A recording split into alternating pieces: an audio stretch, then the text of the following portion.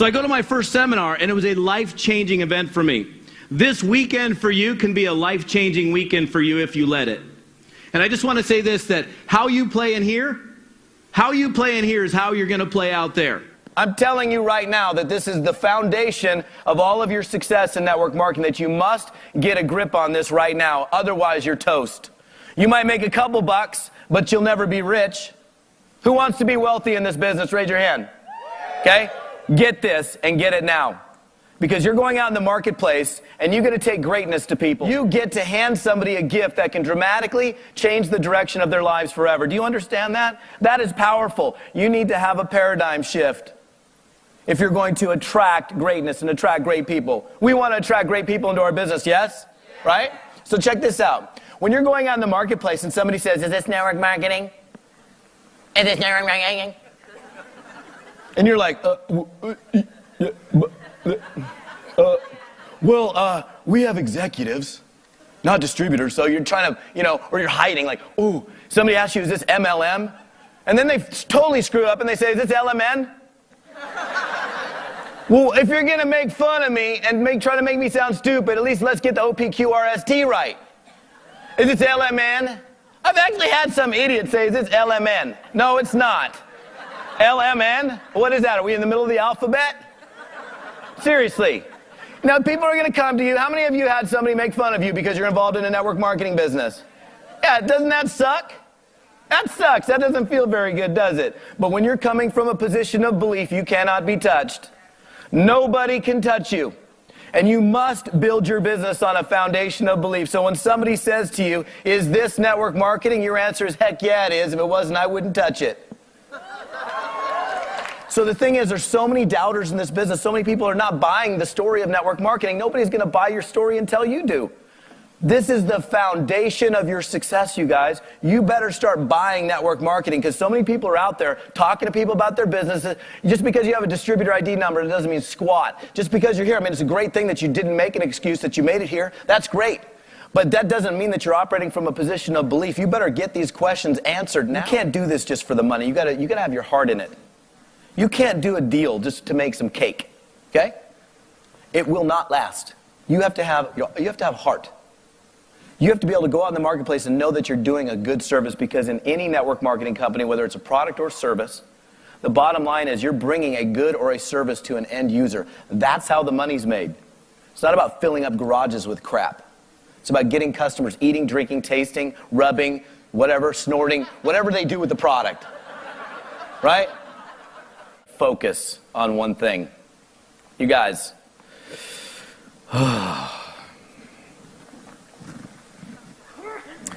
the biggest earners in our business only do one thing. Who wants to be at the top? I'm serious here. This is not a joke. I'm talking, if you want to be in the top 2, 3, 4, 5, or the top 10 in your company. Scream loud if you want to be in the top 10 of your company. Now that's the energy that I want out of this audience.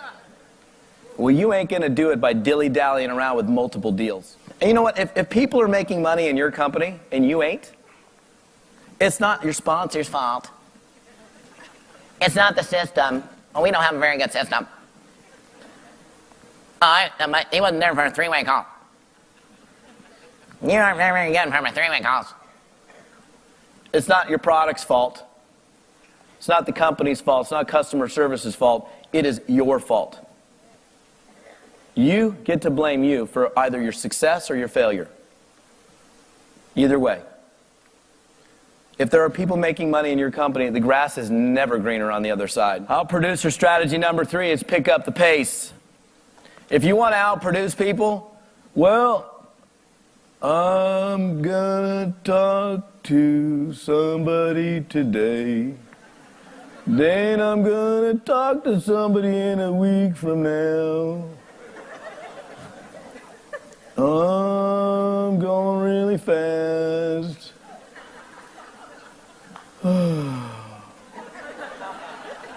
Here's a little reality check. How many people are you talking to? How long do you want it to take? You want it to take forever? By the way, it's going to take you sacrificing. You have to give up a little Oprah. Maybe you have to give up. Maybe you have to put the golf clubs away a little bit for a little while. Maybe you have to. You know what? Nothing Nothing worthwhile. You have to sacrifice something. Something is going to have to give in order for you to get. Something has to give for you to get. The dilly-dallying around, I don't know. Look, the biggest earners I know as well, they'll sit down, they'll get into a company, and they will put on the gas for 17 to 24 months before they even take a breath. I do a little reality check for people. This is a harsh one. You're not going to like this one if you haven't heard it before. You aren't going to like it. Draw a box on your piece of paper. Do it. And for you people in internet land, do it too. Do it. Draw a little box on your piece of paper. I want you to write a number in that box, not a random number. How many new people have you talked to about your business in the last 24 hours? What's the number? 0? Not enough. Again, you've got to learn to hire you. You've got to learn to be self-employed. This is a business of being personally accountable. You're so used to, if you have a job, you're so used to somebody else holding you accountable this is a new deal here. Would I hire me? Draw a little box. How many people have you talked to in the last 24 hours about your business? Look, this is my phrase. It goes like this. Double digits a day keep the commission checks on their way. Practice your approach. Practice. You don't want to pick up the phone using your scrum. Hi, is Bob in? Hi, Bob. My name is Todd Falcone. Falcone, I'm sorry. I'm calling you because your name was referred? Referred?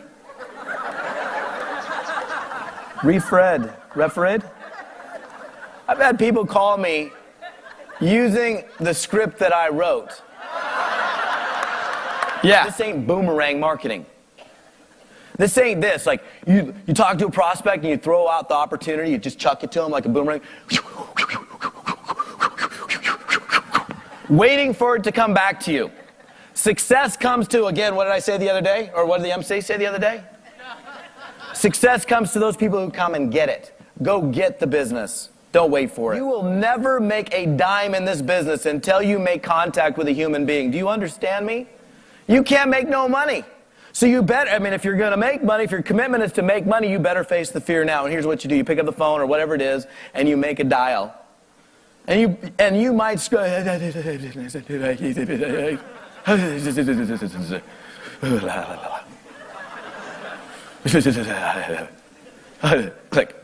You didn't even get a word out, but you hung. At least you made the call. They didn't know who you were anyhow because it was a lead, and it doesn't really matter. Beautiful. Then I want you to do this. I want you to go.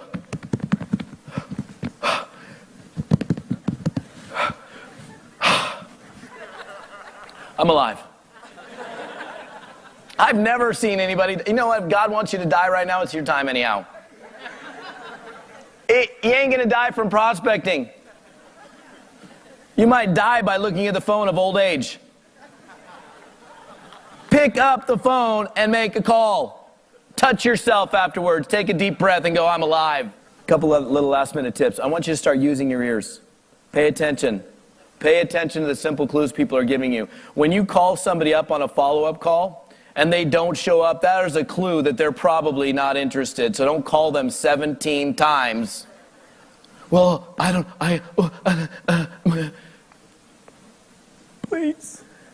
Please join my business.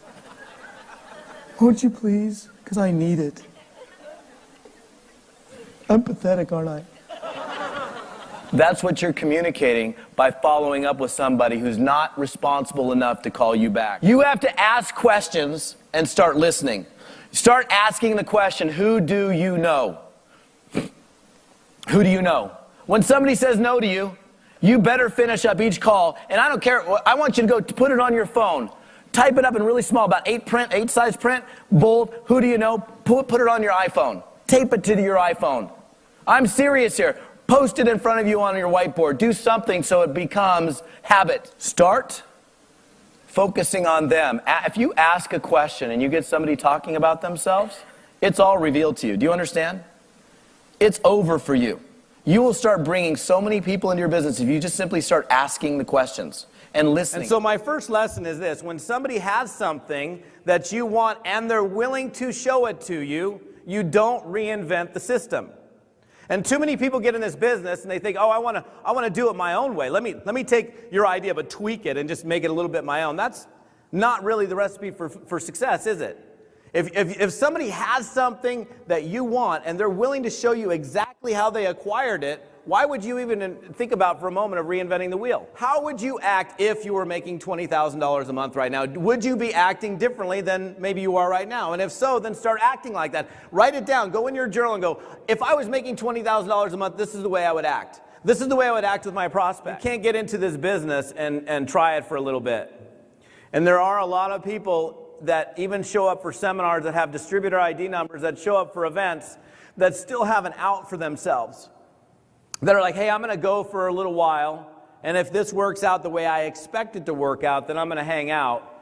But then if it doesn't work out the way I expect it to work out, then I'm going to go back to what I didn't like to begin with. And that, to me, it really is the definition of insanity. To talk about the definition of insanity is doing the same thing over and over again, expecting a different result. To me, the definition of insanity is doing something, going into, not liking what I'm doing, going and trying something that contains the mechanics of wealth, that has the capacity to create life change, trying it for a little bit, and then going back to what you hated to begin with or what you didn't like so much to begin with, which caused you to go look at this in the first place.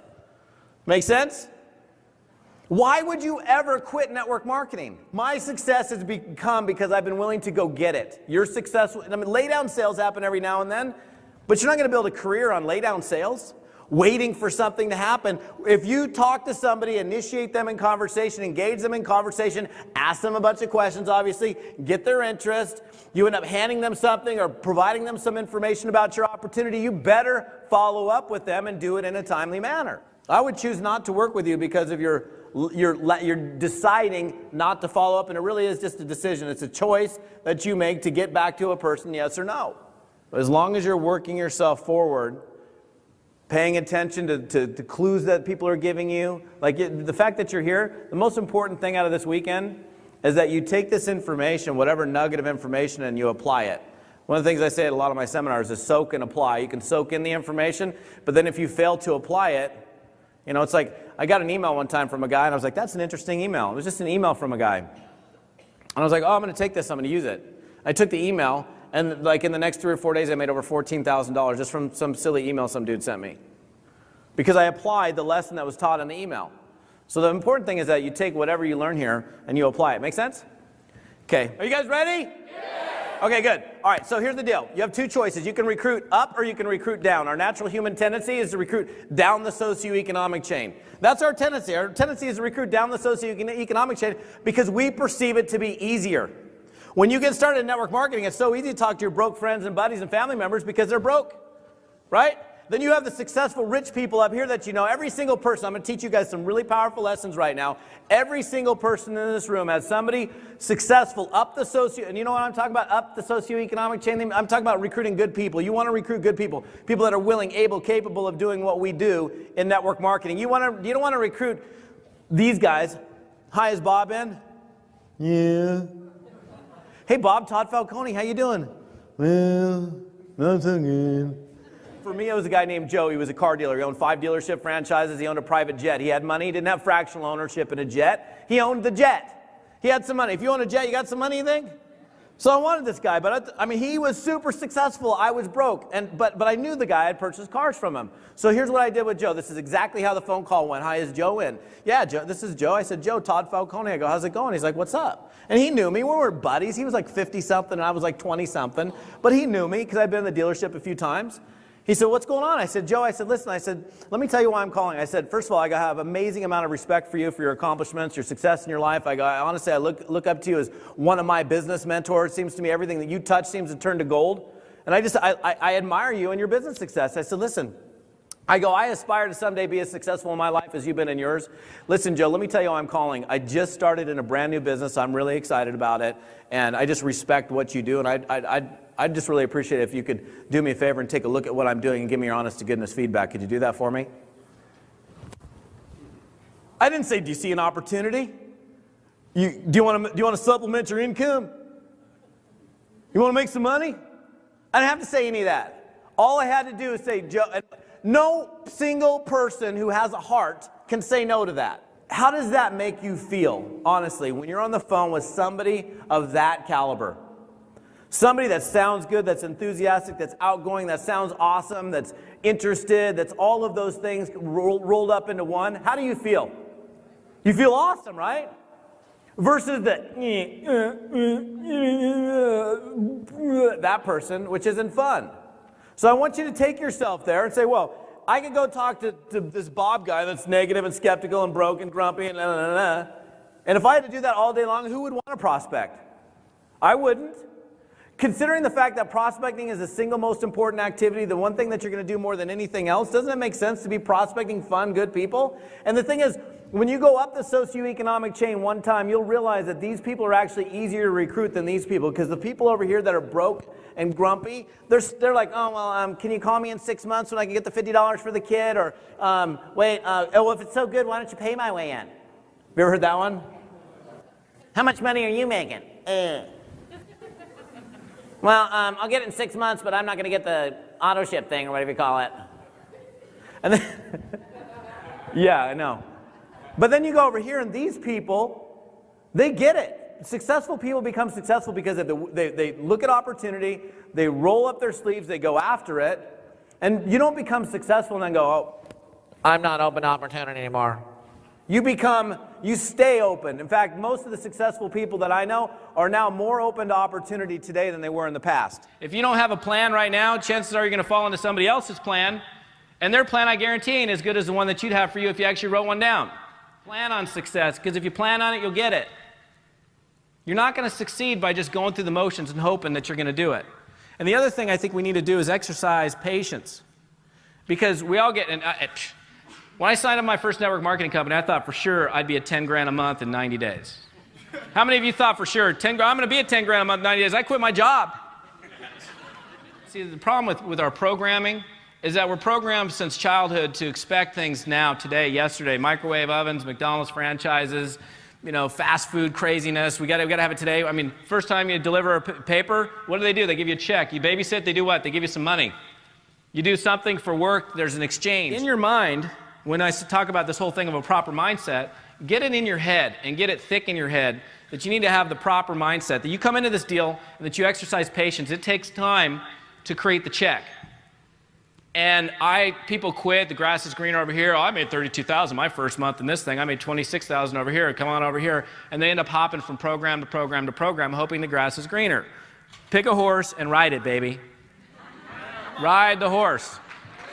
One of the things that I see the biggest mistake most network marketers make is their inability to take that giant ice cube. See, when I start a conversation with anybody, there's an imaginary gigantic ice cube that exists between me and the prospect, and it's like I'm trying to see and I can't really see him. It's like a big gigantic chunk of ice. And my objective is to quickly take the ice pick, take the ice axe, and chop at it until it disappears, or take the torch and get rid of it so I can see clearly. And when you can see clearly in a conversation, when all the barriers are down, that's when the relationship can occur. And you guys understand that people hate buying from people that they don't like. I mean, how many of you just love throwing out money to somebody you hate? Love it. Oh, here you go. I hate you. Here, take my money. I don't like you. Here, you can have my money. This is a sales game. This is a business of moving stuff. When you say, oh, we don't do sales, we just share, liar. We sell stuff. You sell your product or service, you sell your opportunity, that's what we do. The problem is people have this conception of what salespeople, oh, that's the guy that's twisting the arm and making you do something. That's not what we do. This is a volunteer sport in network marketing. People do this because they want to, not because they have to. They do it because they want to do it, because they're looking for change in their life. You got to learn how to connect with people. You got to learn to see the situation you want to create. The reason why I can sponsor so many darn people and why I've got no problem recruiting people anytime is because I can create an environment of trust and likability. Now, I'm not in the business of just going out and making friends. I make plenty of friends along the way. It's great to have lots of friends. But my objective when I get on the telephone with somebody is just to see, people buy from people they like. We all know that. So your objective is to be more like that person. The more like them you are, the more that they're going to like you, the more likely they're going to buy from you. Can you all repeat that back to me just like that? Okay. Every time you get a question, write it down. Start today. The next time you make a phone call and somebody says, how much does it cost to get started? Is this a pyramid? I need to talk to my sister. I don't know if this is, how much does it, won't you pay my way in? Yeah. Bye, click. Write it down, because I don't know what the exact number is. There's probably not an exact number, 20 to 40 different objections, questions that come up, not 1.5 million. If you want to learn how to overcome them, deal with them, neutralize them, and be able to sponsor some of these people, write them down. Are you ready to get started? How soon do you want to get started? How soon do you want to start making money? How soon are you looking to change the quality of your life? Let's get you signed up. Hey, the best way to get started is... all you got to do is pay attention to what's happening, and you can become a closer. See, I get joy out of prospecting. Most of you associate pain. It hurts. The phone. It's like, oh my gosh, Band-Aids. I can't pick it up. It weighs so much. I don't know what's an average phone weigh. 6.2 ounces. I mean, even people that don't work out can figure that one out. I have worked in the field as a distributor. I'm not a company owner. I never thought I'd be a speaker. I speak because I have a passion for teaching people how to make money in network marketing.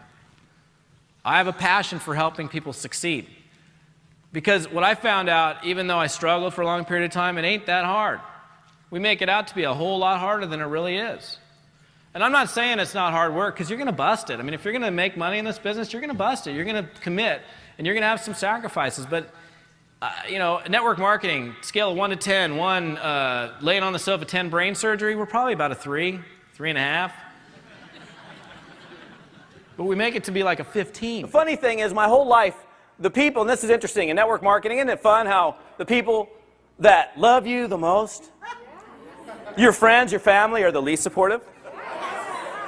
When I started in the business, my mom goes, you're in one of those pyramid things. I'm making you pay back your college education. Doing it and just going through the motions to make some money and doing it, that ain't going to keep you in the game, because I can guarantee you this, you are going to be challenged. If you haven't been challenged yet, you're going to get challenged. There are going to be days where you feel like quitting. Anybody in the room ever feel like quitting? Ever? Yeah. I felt like giving up. I have no clue why I'm still here today. There were times where, for all intents and purposes, I should have been a statistic. You know what a statistic is on your genealogy? It's a 0. It's somebody who quits. All decisions, we all have choices, right? You have the ability to make a decision each and every day. Change also, by the way, happens the instant that you decide something. Like if you're not committed right now, some of you, I've had conversations, some of you are like not really committed to the business yet, and you're just making a decision right now. Well, the moment that you make the decision, that change has already begun. One of the decisions that I made that I fought really early on, and I just didn't understand the whole personal development, personal growth thing, was, I mean, being like literally arm twisted into going to a seminar. I mean, they were like twisting my arm to get my butt to the seminar. I was like, I'm not going, I don't have the money. And I went there and it changed my life. And Mark Victor Hansen said the same thing today. He was talking about, you know, having to go this, that's the same experience that I had. The first seminar I went to, I was like, oh my goodness, now I get it.